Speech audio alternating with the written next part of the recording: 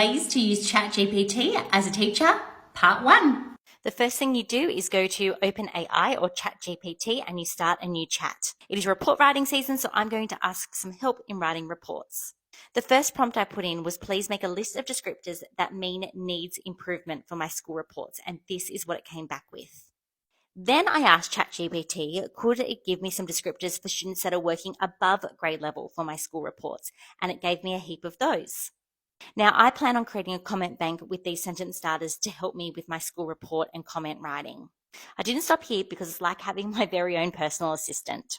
Next, I thought a list of common classroom behaviours and descriptors would be really useful for writing my comments.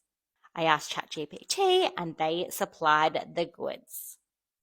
Some of these suggestions are common lingo in my teacher language, but some of them I never would have thought of. Finally, I grabbed all this awesome vocab and these sentence starters and I put them in a Google Doc to refer back to.